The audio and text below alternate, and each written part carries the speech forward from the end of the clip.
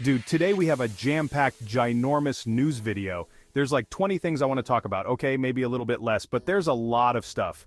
A bunch of brand new scams happening on Roblox, a bunch of new updates, and before I get into all that, I'm just going to ask you to sub because every time you subscribe, my day gets a gazillion times better.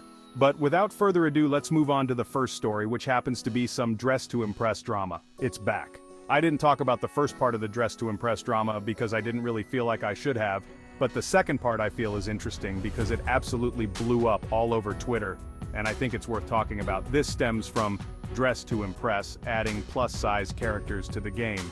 There were different sides to this drama, such as people who believed that the characters they initially added weren't actually plus-size, and another side saying Dress to Impress got bullied into adding plus-size people to the game, claiming it's promoting obesity. This blew up all over Twitter, getting tens of thousands of likes and millions of views. Since the initial drama with adding plus-size characters, it seems they've updated the characters. The ones they originally added didn't seem plus-size to a lot of people. Either way, that's what's going on. They added plus-sized characters to Dress to Impress, and some people were mad while others weren't mad but had criticisms and advice. Now, it seems to be better with more positive feedback, but when it first happened, the reactions were mixed. There were even Twitter spaces where people were getting mad at each other. It was insane. Twitter was nuts, but now we can move on to the next story, which just happens to be some John Shetty drama. Basically, John Shetty was on a reply streak, and one of the things he was replying to was a tweet about Freaky Prison Line Simulator. Alex tweeted, "What? Skull emoji." And Shetty, for some reason, responded by asking, "Is this a real game? Because that's amazing." There were even more replies as people responded to his original tweet asking, "What are you talking about, Shetty?" He kept rage baiting by saying things like, "I like things that are fun and interesting, what do you like?" Someone replied, "How is that even fun?" And he responded, "You are having fun right now pretending to be shocked at how outrageous it is." Shetty continued by saying, "No, but I'm genuinely confused. What makes Freaky Prison Line Simulator so interesting to you? It's a game idea I've never imagined before. It's like nothing before it. It challenges me to think bigger. In short, it is art and genius." It genuinely feels like Shetty is using AI to generate his responses, and they're all just rage-baiting people. Either way, it seems like Shetty is a big fan of the game. Freaky Prison Line Sim, and we can now move on to the next story, which just happens to be some haunt news because we're getting very close to the haunt getting released, or at least teased in a way. It seems like we're getting a lot of updates on certain games that might be in the new haunt event. The first game I saw that could potentially be part of the haunt or Halloween event on Roblox was TDS. They uploaded a bunch of badges randomly. Now this could be for something completely different, but it also could be for the event. But that's not where it ends. Apparently Creekcraft said that Piggy will be part of the haunt. Maybe he was joking, I don't know. On top of that, there's also a tweet that says, "Dress to Impress may not be in Roblox's new event." The DTI manager said they declined being in the event, with a screenshot of someone from the Dress to Impress team saying they will not be part of the haunt. It seems like Roblox has already reached out to a bunch of games to be in the haunt, and it looks like games are already working on their events, which is pretty cool. With all this drama in mind, it seems a lot of people are happy that Dress to Impress is not in it. Now moving on to the next story, which is just a bunch of Roblox updates that I find pretty cool, such as the first one that I already talked about before. It was in a beta testing period, but now it's out to everybody. Whenever you launch Roblox, you will now see this screen that has SpongeBob and Skibidi Toilet. That's one update, but now we move on to another one which just happens to be this small but pretty useful update for Roblox developers, and it's basically called Gamepad Emulation. So if you launch into Roblox Studio, you can now emulate a controller to play your Roblox game. The reason this is such a big deal is that some people might not have controllers to beta test or test their game. So yeah, you can now emulate a controller, which is pretty good. And I could see a lot of good use cases for this, to be honest, but now we can move on to another big update, and it's this posts feature. Apparently a couple of days ago, if you looked at Melly's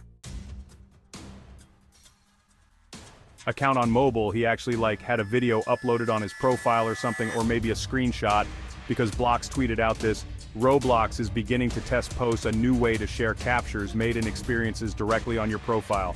Posts will allow for a caption and a feature button to directly join the experience the capture was made in," which is pretty cool. I hope this does go well. Obviously there are a lot of scary things with this, allowing users to upload images directly to their profile is a bit spooky. But also, you could upload decals and you could upload game icons and stuff like that. It's kind of like the same thing, and honestly, I do feel like this is a pretty cool update, and I hope it gets rolled out to everybody very soon, because it's kind of cool, to be honest. But now we can move on to the next story, which just happens to be another small update, which is this weird. Roblox added a new button in the avatar editor where you can change your head shape, which has kind of been on Roblox forever, but they just made it into a different menu for some reason. I saw a tweet asking if this was new, and yes, it is new. I never noticed this before until a couple of days ago when Roblox updated. If you go into your avatar editor and click on a certain button, you will now have a head adjustment setting where you can change the shape of your head, which is cool. But this doesn't support dynamic faces or anything like that, so it is kind of useless. It does say though that you can choose a head style to use with your classic faces, so it seems like Roblox is never going to delete classic faces like we initially thought. Back in the day when Roblox was adding all those dynamic faces, they kind of announced that they were going to get rid of every classic face and make them dynamic, but with this update it kind of seems like that is not the case. Maybe they're trying to preserve classic faces in a way which is kind of good, I think. I don't know, but now we can move on to some scams that have been floating around. Let me tell you, there's a bunch of scams going on, such as this one right here that says someone joined me in-game with a blue verified ticket account and they said that they work for Bloxy News and wanted to do an interview with me for my game. I'm just chilling in my Tesla self-driving simulator, so I'm like, why not? I guess I add them on Discord and they tell me about how they're a nursing student and whatnot, and they ask about my history on Roblox. The Discord account is 2 years old but only has 1 month of Nitro. I figure it's all weird, but whatever, what's the risk? Then they send me a link to a Bloxy News Discord server with 5,000 members and tell me to make a ticket mentioning them. They then go on to say that they joined the server.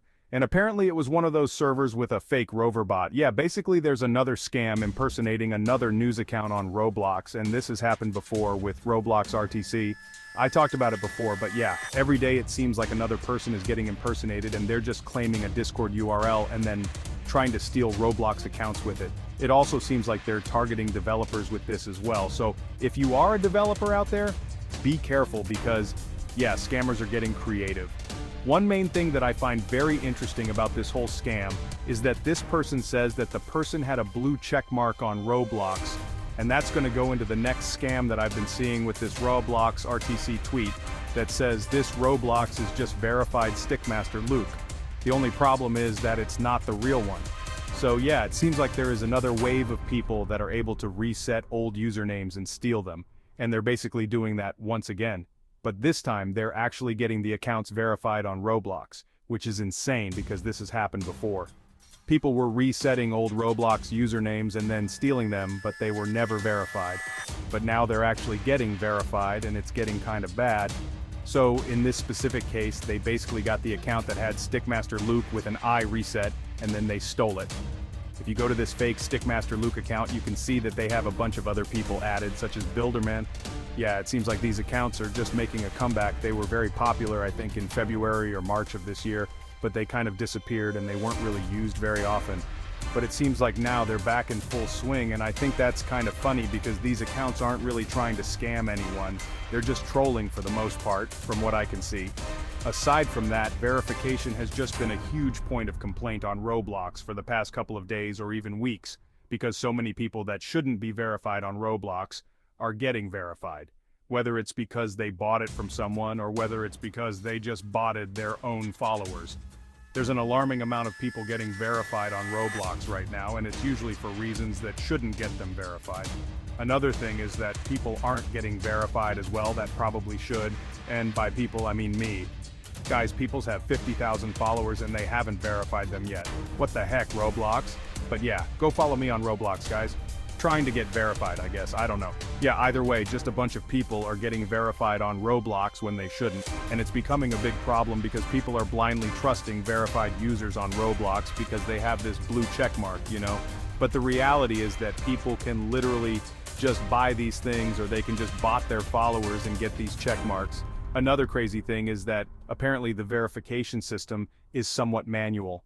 According to Ruben Sim, he says that they actually employ someone to check through people's followers to determine if they're real or not, and for some reason, this person is not doing a good job. But now we can move on to the next scam, which just happens to be, I saw this tweet right here that says, "Please help me now, my game that made 1 million Robux, scene outfit ideas, got taken down by someone who also made a scene game.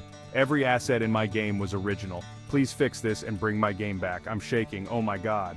With a screenshot of a message they received after their game got deleted for DMCA on Roblox. Now apparently their game got DMCA struck because they shared an outfit with another scene game, which is insane. If you can get your game banned for having a similar character or outfit in it, that is terrible. That is not something that I feel you should be able to get struck by. Now apparently this person made their game before the person that actually struck the game, if that makes any sense.